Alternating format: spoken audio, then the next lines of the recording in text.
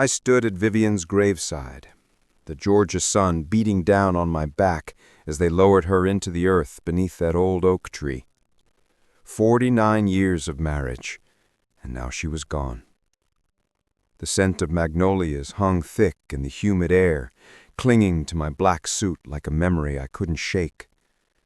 I could still hear the preacher's voice echoing in my mind, but the words were meaningless. All I could think about was the empty space beside me where she should have been standing. The ride back from the cemetery was quiet. Marcus sat in the front seat of the town car, his wife Jessica beside him, both of them staring straight ahead. My grandson Liam was in the back with me, his fingers never leaving his phone screen. Nobody spoke.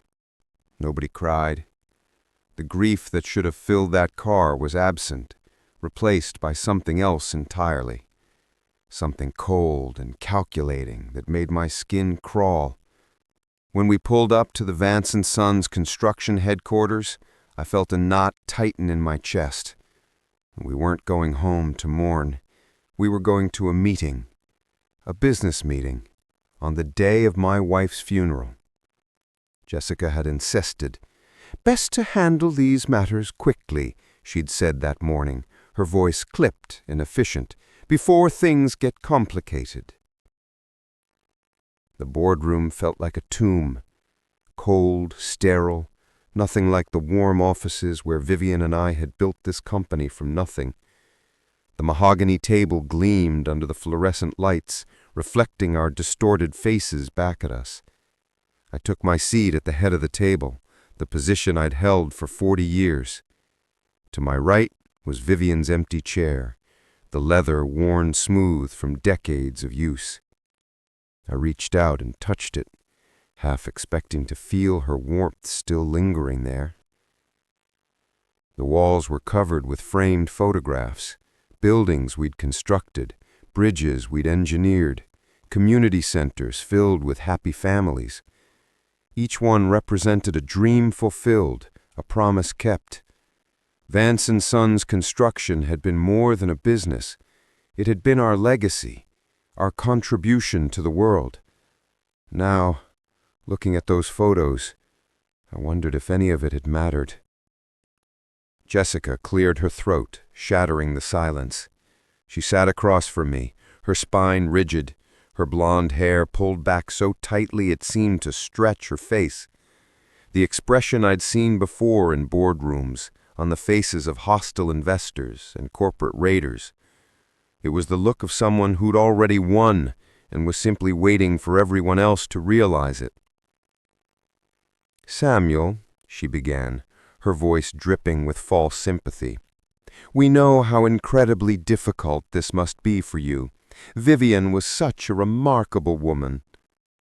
She paused, as if waiting for me to agree, but I said nothing. "However, the company needs direction. The board is concerned.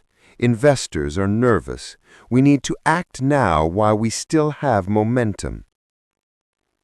She slid a thick manila folder across the table toward me. It hissed softly against the polished wood, coming to rest directly in front of my hands. I didn't touch it. I just stared at it, knowing exactly what it contained before she even spoke another word. "These are transfer documents," Jessica continued, her false sympathy evaporating like morning dew. "You'll sign over your controlling shares to Marcus. We've also included provisions for Liam to join the board immediately. It's time for the next generation to take over. It's time for you to step aside." Marcus finally looked up from the table, his eyes meeting mine for the first time that day. "Dad, it's what Mom would have wanted. You know that. She'd want you to rest now, to enjoy your retirement." But there was no conviction in his words. He was reading lines someone else had written for him. I held my son's gaze, searching for any trace of the boy I'd raised, the little boy who used to wear a tiny yellow hard hat and follow me around construction sites, asking endless questions about how buildings stood up and bridges stayed strong. That boy had loved me once. That boy had looked up to me. But he was gone now, replaced by this hollow man who couldn't even meet his own father's eyes without his wife's permission. "Is that truly what you believe your mother would have wanted?" I asked quietly. The question hung in the air between us, heavy with meaning neither of them could fully understand. Jessica's mask slipped. Her lips curled into something that wasn't quite a smile, something predatory and cruel. She leaned forward, her blue eyes glittering with barely contained triumph. "Now that the old woman is gone," she said, each word precise and deliberate, "you will sign these papers, you will put this company in my son's name, and then you will fend for yourself. You're old, Samuel, ancient. Stop being a burden to this family." The words should have hurt. They should have cut deep into whatever grief I was feeling, but instead I felt something else entirely. A cold, crystalline calm settling over me like fresh snow. Because Jessica had made one critical mistake. She thought Vivian's death had left me vulnerable and alone. She thought my grief had made me weak. What she didn't know, what none of them knew, was that Vivian's final gift to me wasn't in her will. It was hidden in a cedar box beneath a floorboard in her study, along with a letter that would change everything. And the lawyer I'd called that morning wasn't coming to witness my surrender. He was coming to ignite the fuse on a bomb that would blow their entire world apart. I looked at Jessica's smug face, at Marcus's pathetic uncertainty, at Liam's bored indifference, and I smiled. It was a small smile, barely visible, but it was genuine. "All right," I said softly, placing my hand on the folder. "But before we proceed, I believe we should wait for my attorney to arrive. I think you'll find what he has to say very interesting." Jessica's confidence flickered. Just for a moment, I saw uncertainty cross her face. "An attorney?" she said sharply. "Samuel, this is a private family matter." I looked at her, then at my son, and finally at the empty chair beside me. I could feel Vivian's presence there, her strength flowing into me across the barrier of death itself. "No, Jessica," I said, my voice steady and clear. "It never was." 3 days earlier, before the funeral, before that terrible meeting, I'd been alone in our house for the first time since Vivian died. The hospice nurses had left. The well-meaning neighbors had finally gone home. The silence was absolute, oppressive, crushing in its weight. Every room felt too large, too empty, echoing with the absence of the only woman I'd ever loved. I found myself standing outside her study, my hand on the doorknob, unable to turn it. This had been her sanctuary, the place where she'd retreat with a cup of tea and a book of poetry. I hadn't been able to face it since she'd passed. But something drew me in that afternoon, some invisible thread pulling me forward. The room smelled like her, that impossible combination of old books and lavender that I'd never be able to smell again without my heart breaking. Afternoon sunlight streamed through the window, illuminating thousands of dust motes floating in the air. Each one looked like a tiny world unto itself, spinning in the light. I wasn't looking for anything in particular. I was just touching her things, trying to feel some connection to her through the objects she'd loved. Her favorite leather armchair, worn smooth by years of use. The poetry books she'd read and reread, their spines creased and familiar. A framed photograph of us on our wedding day, both of us impossibly young and filled with hope. That's when it happened. My knee knocked against the side of her old wooden desk as I reached for a heavy architecture book. The volume tumbled from my hands, landing on the floor with a heavy thud that seemed too loud in the quiet room. I bent to pick it up, and that's when I saw it. A floorboard beneath the desk, slightly misaligned with the others. In 40 years of living in this house, I'd never noticed it. But today, in the slanted afternoon light, it stood out like a beacon. My heart began to pound as I knelt down, my old knees protesting the movement. The board was loose. I worked my fingernails into the seam and lifted. The wood came away with a soft groan, revealing a small dark cavity beneath. And nestled inside, as if waiting all these years to be discovered, was a simple cedar box. It wasn't locked. Inside, resting on faded blue velvet, were 3 items. A lock of baby hair, fine and dark as silk, tied with a pale blue ribbon. A yellowed hospital birth certificate with the name Samuel Vance, Jr., typed neatly in the space for the child's name. And beneath them both, a thick envelope made of heavy cream-colored paper with my name written on the front in Vivian's elegant handwriting. My hands trembled as I broke the wax seal and unfolded the pages. "My dearest Samuel, my love, my only love," it began. "If you are reading this, then I am gone, and I have left you with one last terrible burden." The letter told a story I'd never known. Our son, Samuel Jr., had been born with weak lungs. He'd lived for only 6 hours before dying, while I was down the hall making joyful phone calls to our family. Vivian, destroyed by grief, had been offered an impossible choice by a kind nurse named Clara. In the room next to hers, a young unwed mother was giving up her healthy baby boy for adoption. The nurse suggested they could switch the records. Vivian could take home a living child. I would never have to know the pain of losing my son. "I know it was wrong," Vivian wrote, "but in that moment, all I could think of was protecting you from that unbearable pain. So I said yes.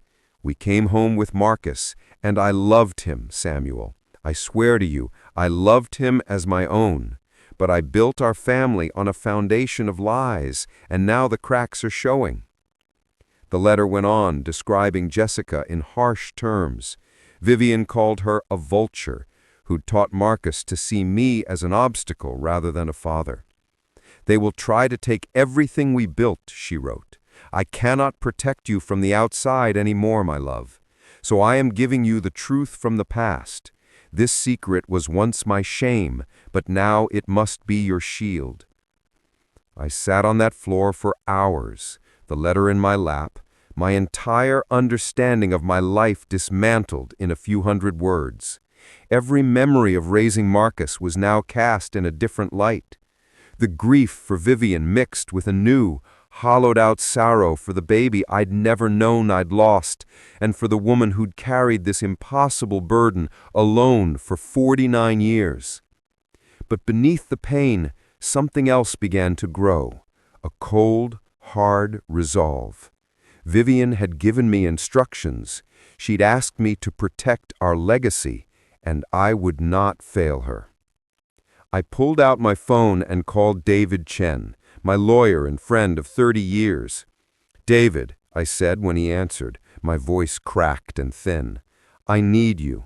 I found something." I told him everything, about the letter, about the switch at the hospital, about Marcus not being our biological son.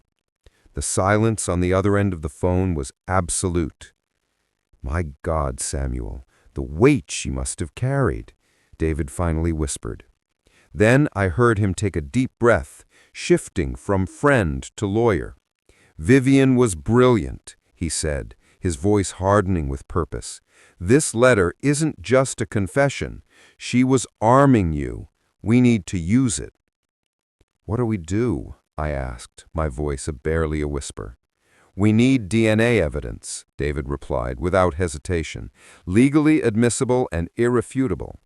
Hospital records go back decades. Marcus had his tonsils out when he was 8. I'll bet they still have tissue samples archived. We can get a court order and compare them to your genetic profile. It'll be clean, quiet, and undeniable. And the other part? I asked, my voice barely a whisper. Her real son? I'll hire the best private investigator I know, David said firmly.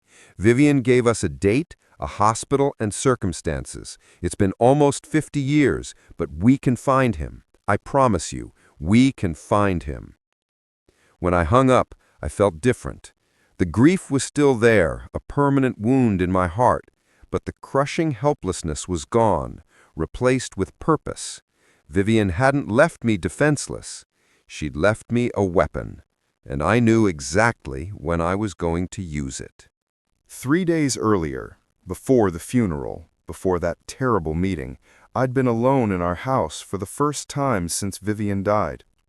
The hospice nurses had left. The well-meaning neighbors had finally gone home. The silence was absolute, oppressive, crushing in its weight. Every room felt too large, too empty, echoing with the absence of the only woman I'd ever loved. I found myself standing outside her study, my hand on the doorknob, unable to turn it. This had been her sanctuary, the place where she'd retreat with a cup of tea and a book of poetry. I hadn't been able to face it since she'd passed. But something drew me in that afternoon, some invisible thread pulling me forward. The room smelled like her, that impossible combination of old books and lavender that I'd never be able to smell again without my heart breaking. Afternoon sunlight streamed through the window, illuminating thousands of dust motes floating in the air. Each one looked like a tiny world unto itself, spinning in the light. I wasn't looking for anything in particular. I was just touching her things, trying to feel some connection to her through the objects she'd loved.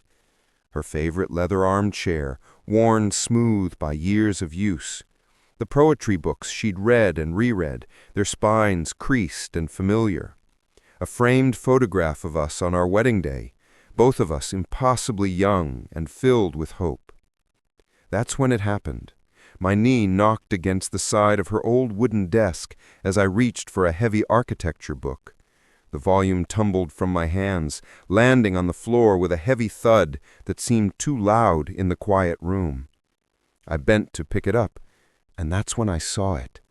A floorboard beneath the desk, slightly misaligned with the others.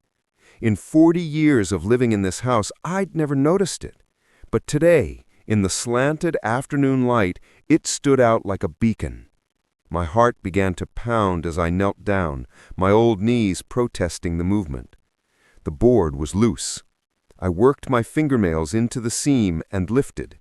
The wood came away with a soft groan, revealing a small dark cavity beneath.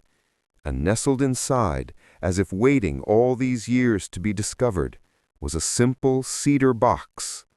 It wasn't locked. Inside, resting on faded blue velvet, were 3 items. A lock of baby hair, fine and dark as silk, tied with a pale blue ribbon. A yellowed hospital birth certificate with the name Samuel Vance, Jr., typed neatly in the space for the child's name.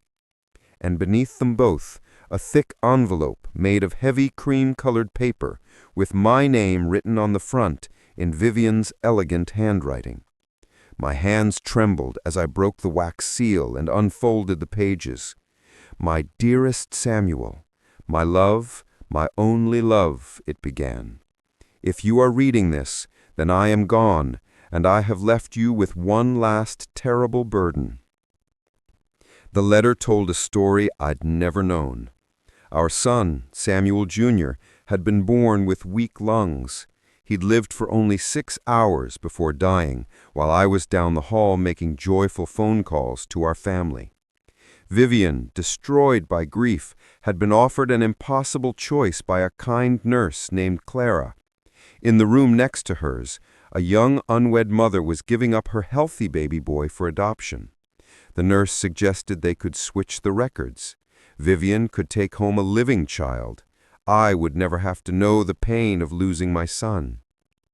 I know it was wrong, Vivian wrote, but in that moment, all I could think of was protecting you from that unbearable pain. So I said yes. We came home with Marcus, and I loved him, Samuel. I swear to you, I loved him as my own. But I built our family on a foundation of lies, and now the cracks are showing. The letter went on, describing Jessica in harsh terms. Vivian called her a vulture, who'd taught Marcus to see me as an obstacle rather than a father. They will try to take everything we built, she wrote. I cannot protect you from the outside anymore, my love. So I am giving you the truth from the past. This secret was once my shame, but now it must be your shield. I sat on that floor for hours, the letter in my lap, my entire understanding of my life dismantled in a few hundred words. Every memory of raising Marcus was now cast in a different light. The grief for Vivian mixed with a new, hollowed-out sorrow for the baby I'd never known I'd lost, and for the woman who'd carried this impossible burden alone for 49 years. But beneath the pain, something else began to grow, a cold, hard resolve. Vivian had given me instructions. She'd asked me to protect our legacy, and I would not fail her. I pulled out my phone and called David Chen, my lawyer and friend of 30 years. "David," I said when he answered, my voice cracked and thin, "I need you. I found something." I told him everything, about the letter, about the switch at the hospital, about Marcus not being our biological son. The silence on the other end of the phone was absolute. "My God, Samuel, the weight she must have carried," David finally whispered. Then I heard him take a deep breath, shifting from friend to lawyer.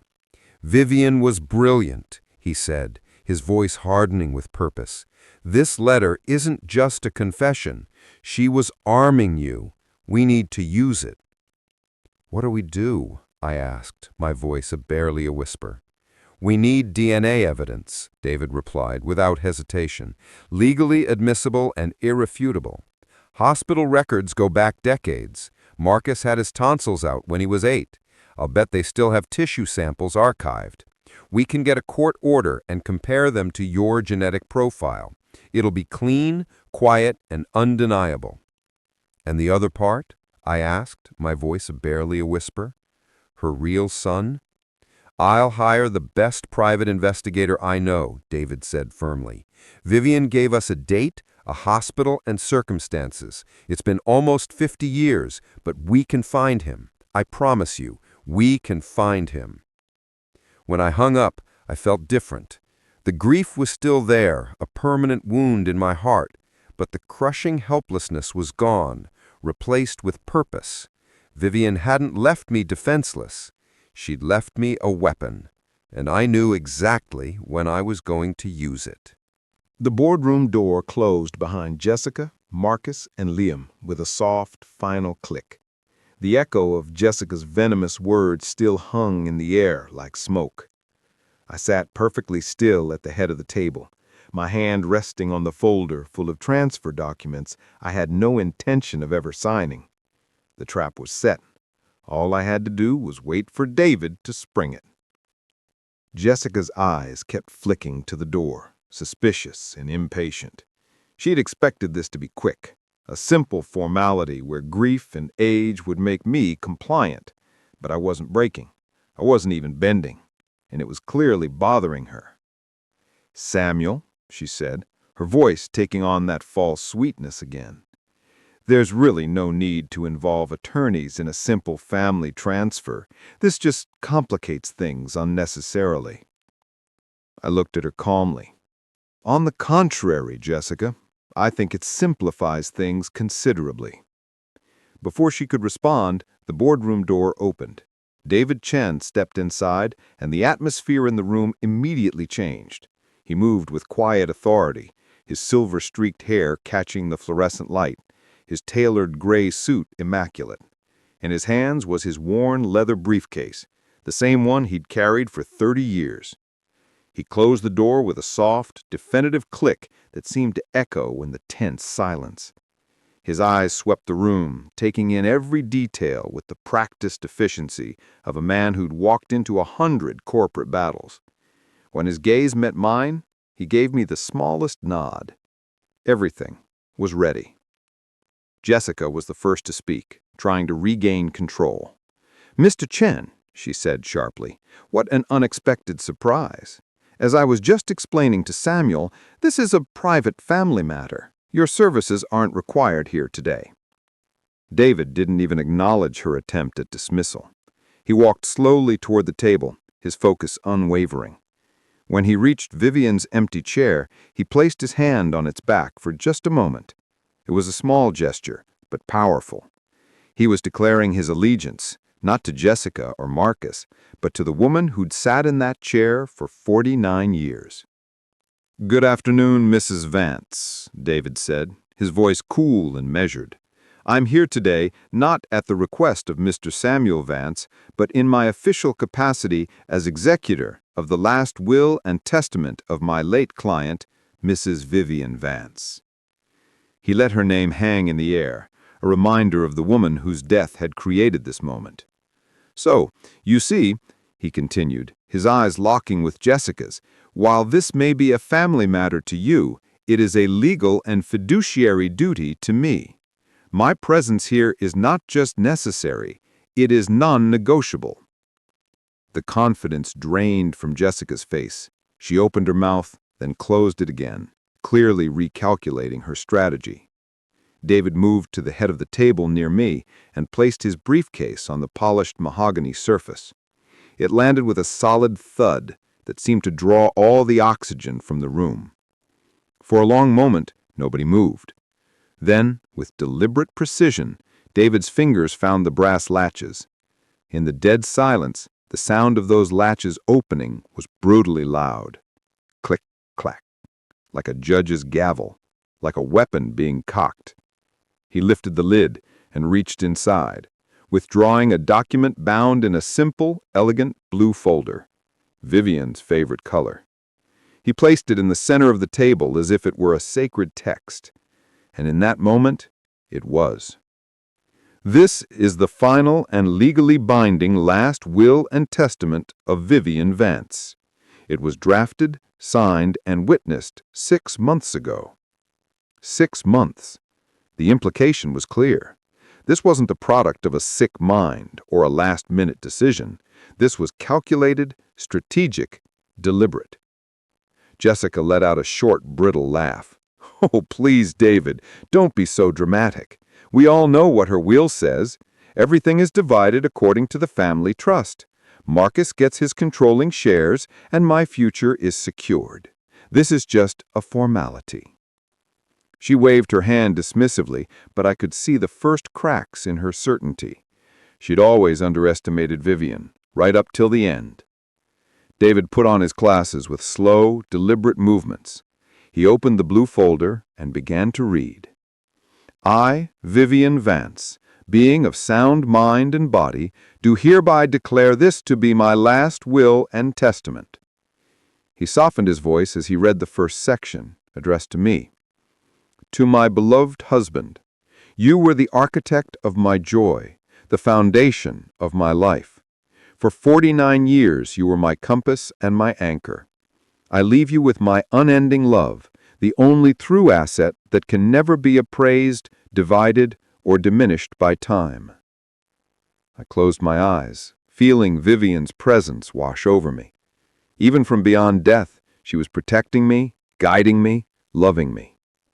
Jessica shifted impatiently in her seat, clearly viewing this as sentimental waste of time. She was waiting for the part about assets, about money, about power. David cleared his throat, and his voice took on a sharp, clinical edge. "Now, regarding the disposition of tangible and intangible assets." Jessica leaned forward, her eyes gleaming with anticipation. "All my personal assets, including but not limited to real estate, investment portfolios, and personal effects, along with all my shares in Vance & Sons construction and all associated voting rights, shall be transferred in their entirety to my beloved husband, Samuel Vance." David paused, and in that single beat of silence, I saw triumph flash across Jessica's face. She thought she'd won, that consolidating everything with me just made her next move easier. "And /or to my direct bloodline heir, should one be identified." The words fell into the room like stones into still water. Silence. Complete, suffocating silence. Marcus stared at David, confusion creasing his brow. Jessica's triumphant expression wavered, replaced with cautious suspicion. "Direct bloodline heir?" she repeated slowly, testing the words. "That's just archaic legal language. Obviously, it refers to Marcus." She looked at her husband, who nodded uncertainly. "Right," Marcus said weakly. "That's me. I'm her direct bloodline." But they didn't understand. They couldn't see what Vivian had done, the precision with which she had crafted every word. David removed his glasses, folding them carefully. He looked directly at Jessica, his face a mask of professional neutrality. "That," he said quietly, "is precisely the point that requires clarification." He reached back into his briefcase and pulled out a sealed envelope from a certified genetic laboratory.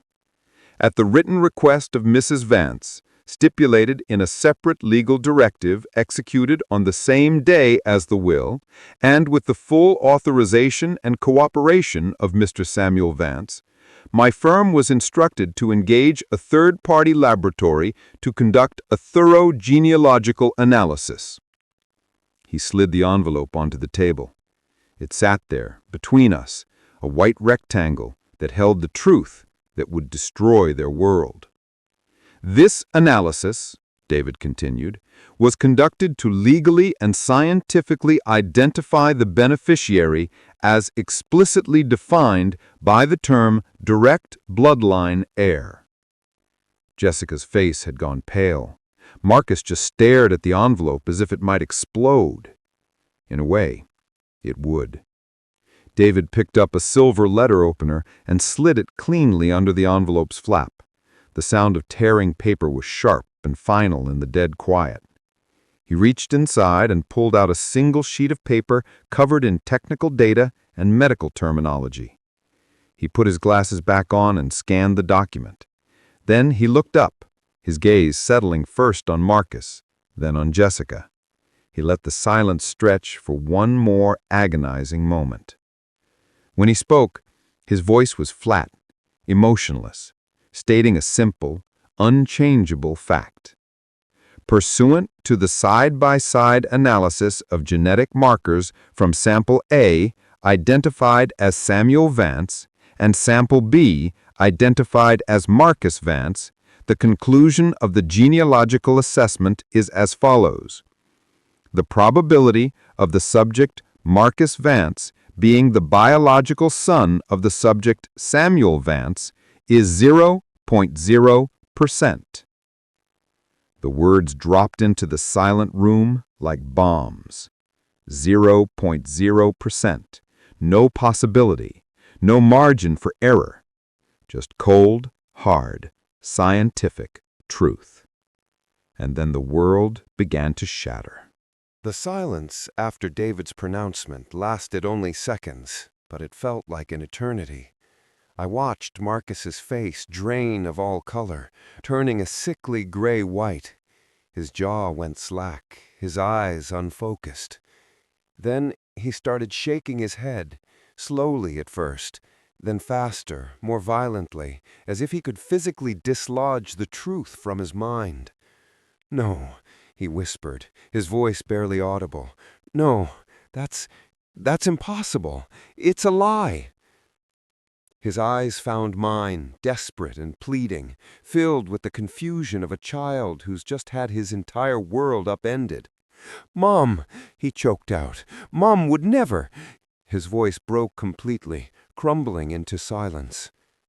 I felt a wave of unexpected sorrow for him.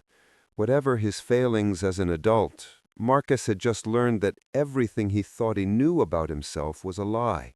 His entire identity, every memory, every moment of his 48 years had just been reframed in a single devastating sentence.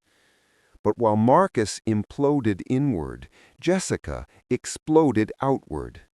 A guttural, furious sound ripped from her throat. She shot up from her chair so fast it scraped loudly against the floor. Her face, a moment ago pale with shock, was now twisted with rage, her carefully applied makeup unable to hide the ugly fury beneath. Her finger jabbed through the air, aimed directly at me like a weapon. "You did this!" she shrieked, her voice shrill and cracking. "This is your sick little trick! You forged this! You couldn't stand to see us take what's rightfully ours, so you invented this disgusting lie!" She was shaking with rage, her whole body trembling. "You cowardly, evil old bastard! You're so pathetic, so desperate to hold on to your precious company that you'd destroy your own family?" The venom washed over me, but I remained perfectly still. I felt nothing but a cold, distant pity for this woman who'd never understood what family truly meant. She was a predator who'd been cornered, and now she was lashing out with everything she had left. David let her rage for a moment, allowing the hysteria to burn itself out. Then, with surgical precision, he cut through her noise. He didn't respond to her accusations. Instead, he turned his attention to Marcus, the only person in the room who deserved any compassion. David reached for the blue folder that still lay on the table and slid it across the polished surface. It glided smoothly over the wood and came to rest directly in front of Marcus's trembling hands. "Your son might want to read this," David said quietly, but his voice carried to every corner of the room. Jessica's screaming sputtered into incoherent whispers. All her accusations, all her threats suddenly seemed hollow and powerless against the simple gesture of that folder sliding across the table. Marcus stared at the blue folder as if it might bite him. His hands shook as he reached for it, pulling it closer with fumbling fingers.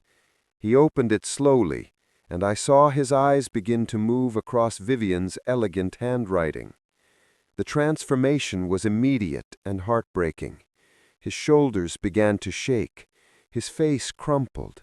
Silent tears streamed down his cheeks as he read his mother's final confession. He wasn't a conspirator anymore. He wasn't greedy or entitled. He was just a broken man, mourning the loss of everything he thought was true. I found myself gripping the arms of my chair, fighting the urge to go to him. This man wasn't my biological son, but I'd raised him, I'd loved him, and watching him break apart was more painful than I had anticipated. David straightened his tie, letting the moment settle. Then he spoke again, his voice cutting through Marcus's quiet sobbing with professional finality. "As I stated, the will of Mrs. Vivian Vance is explicit. Her assets, her legacy, and her controlling shares in this company are to be passed to her direct bloodline heir." He glanced at Marcus with brief sympathy. As DNA has proven that Marcus Vance is not a biological relation, he is legally excluded from this specific and primary inheritance clause. Jessica's eyes flickered with desperate calculation. If Marcus wasn't the heir, then surely the inheritance would fall back into a family trust, something she could fight for, litigate for years. She was already planning her next battle. But she hadn't understood the depth of Vivian's strategy. "The will further stipulates," David continued, anticipating her thoughts, "that in such a case, the entire inheritance should then pass to the biological heir should one be identified." He let the conditional phrase hang in the air, cruel in its implication. If no heir existed, Jessica might still have a chance. Then David slowly, deliberately turned his head toward the boardroom door. "And we have identified him." As if summoned by those words, the door handle turned, the heavy oak door swung open, and standing in the doorway was Elijah Hayes. He looked completely bewildered, his work clothes still dusty from the construction site. His eyes darted around the room, taking in Jessica's tear-streaked, furious face, Marcus's collapsed form hunched over the table, and finally settling on me with a question in his gaze. David's voice rang out formal and clear, sealing their fate forever.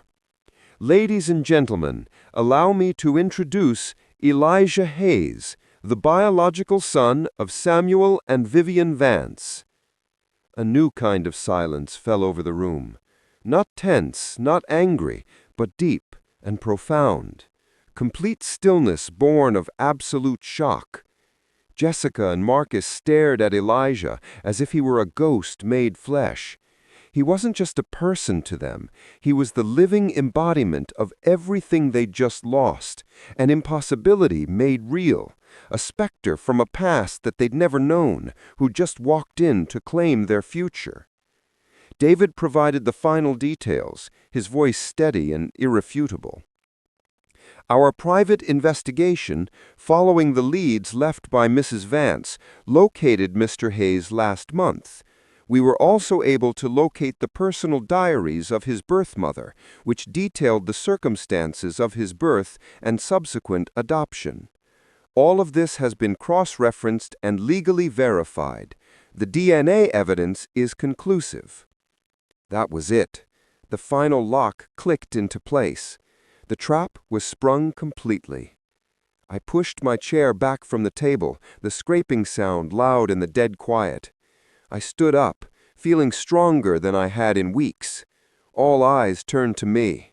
Jessica's filled with impotent rage, Marcus's with confusion and pain, Liam's with dawning understanding, and Elijah's with complete bewilderment. I didn't look at Jessica or Marcus. My eyes were only for Elijah. In his face, I saw strength and kindness. I saw intelligence and integrity. And in the curve of his jaw, in the way he held himself, I saw Vivian. I walked around the long table, each step closing a gap of almost 50 years. The distance between us seemed both infinite and impossibly small.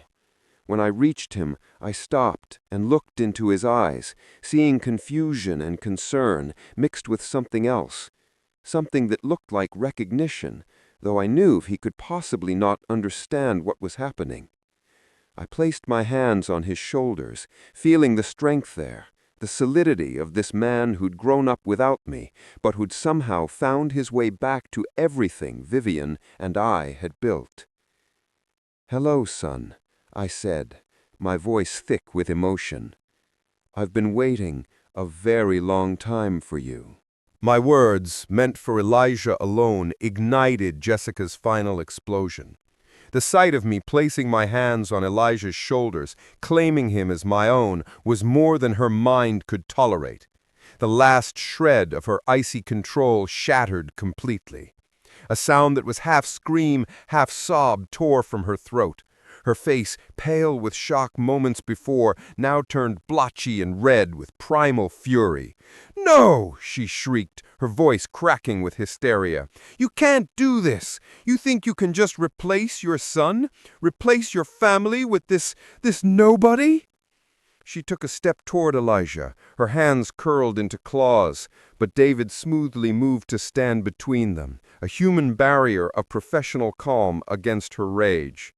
"He's a fraud," Jessica spat, whirling to point at me again. "A con artist! And you," her finger jabbed at me repeatedly, "you're a pathetic old man, so twisted with grief you'd rather burn down your own family than admit you've lost control." Her voice was rising to a shriek now, all pretense of sophistication stripped away. "I'll sue you! I'll sue you for everything! I'll tell the world what you've done! I'll destroy you in court! You'll have nothing left when I'm finished!" The threats were meaningless, the desperate flailing of someone drowning. And as I watched her, I realized something profound. Not once had she looked at her husband. Not once had she shown even a flicker of compassion for the man who sat at the table, his entire life revealed as a lie, his identity shattered. Her only concern was for the power and money that had slipped through her fingers.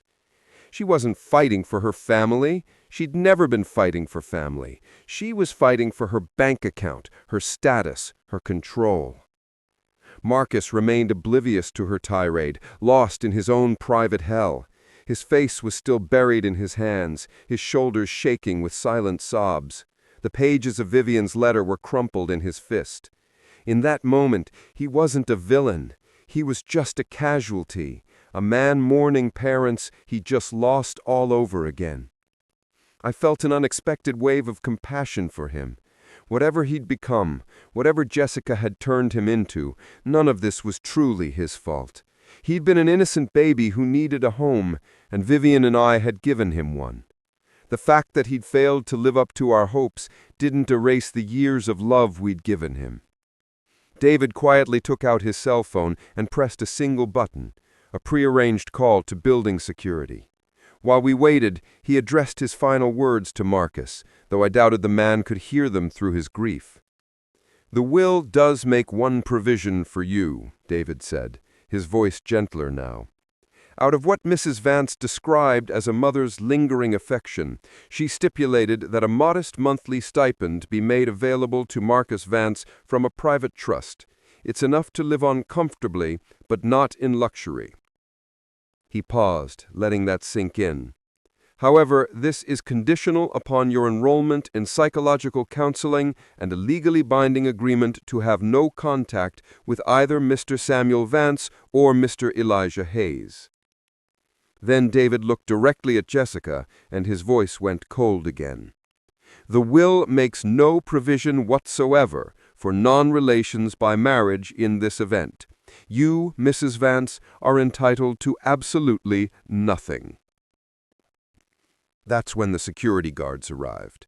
Two large professional men in crisp uniforms. Their presence was a silent, unarguable statement that this was over. Jessica saw them and seemed to finally understand. She screamed one long final wail of pure defeat as they took her gently but firmly by the arms. She continued shouting threats and curses as they escorted her from the room, her voice echoing down the hallway until the elevator doors finally cut it off. Marcus didn't resist. He allowed himself to be helped to his feet, a hollow shell of a man. He didn't look at me as they guided him out. I wondered if he'd even heard David's words about the trust fund, or if he was too lost in his grief to process anything. In the sudden silence that followed their exit, I noticed something. Liam's chair was empty. He must have slipped out during the chaos, disappearing the moment he understood the money was gone. No dramatic exit, no final confrontation, just the quiet, cowardly retreat of a boy who'd only ever been loyal to his inheritance. It was the saddest and most honest thing any of them had done all day. The door clicked shut with a soft finality. The storm was over. David walked over and placed a hand on my shoulder, his grip firm and reassuring. "It's done, Samuel," he said quietly. "Vivian would be proud." I nodded, my throat too tight to speak. He gave my shoulder a final squeeze, then looked between me and Elijah. With the tact of a true friend, he knew this was a moment we needed alone. "I'll go file the preliminary paperwork," he said, giving us both a small smile before gathering his briefcase and letting himself out. And then there were two. Elijah and I stood in the quiet boardroom, a father and son separated by 50 years of secrets, strangers to each other despite sharing blood. The awkwardness was palpable. What do you say? Where do you even begin? It was Elijah who spoke first, his voice hesitant and full of disbelief. "Mr. Vance, I don't know what to say. This is all... I can't believe this is real." I turned to face him fully, and for the first time, I let myself truly see him. Not as an employee or a promising young manager, but as my son. I saw the kindness in his eyes, the strength in his posture, the quiet competence in how he held himself. And there, in the curve of his smile, I saw Vivian looking back at me. "Neither do I, son," I said gently. "Why don't we start with our names? I'm Samuel." "Elijah," he said, and hearing him say it felt like the most natural thing in the world. We sat down at the table, not in the formal positions we'd held during the confrontation, but pulling chairs close together, and slowly, carefully, we began to talk. Elijah told me about his life. He spoke of his adoptive parents, James and Ruth Hayes, both teachers who'd given him a loving home filled with books and music and encouragement. They'd passed away within a year of each other, leaving him alone in the world but equipped with values and strength. "They were good people," he said softly. "The best. They never told me I was adopted, but somehow I always knew I was different. Not in a bad way, just different." He told me about growing up seeing Vance & Sons logos on construction sites all over the city, how he'd been drawn to architecture and engineering, how he'd felt an inexplicable pull toward our company specifically. "When I applied for the job here," he said, a look of wonder crossing his face, "it felt different than any other job interview I'd had. It didn't feel like I was trying to get hired, it felt like I was coming home. I never understood why until today." I listened to every word, feeling the invisible threads of fate that had pulled this good man back to where he belonged. Vivian had kept her secret, but somehow the truth had found its way out anyway. Somehow our son had found his way back to us. "Elijah," I said finally, "I don't expect you to call me father. I haven't earned that right. But I want you to understand something. Your mother's legacy and mine, it's not just about money or buildings or a title on a door. It's about building things that matter, things that last." I gestured toward the window, toward the city skyline visible in the distance. "Every building out there with our name on it represents families with roofs over their heads, communities with safe places to gather, bridges that connect people to opportunities. That's what we do. That's what matters." I looked him straight in the eye. "I've watched you work for 5 years. I've seen the same builder's heart in you, the same passion for doing things right, for creating something meaningful. You had it long before you knew who you were. It's in your blood, yes, but it's more than that. It's in your soul." I took a deep breath. "Would you like to help me keep building? Not as my heir, not as an obligation, but as a partner in something that matters." A slow smile spread across Elijah's face, and in it I saw hope and purpose and the promise of a future I thought I'd lost forever. "Yes, sir," he said, his voice full of quiet conviction. "Yes, Samuel, I would be honored."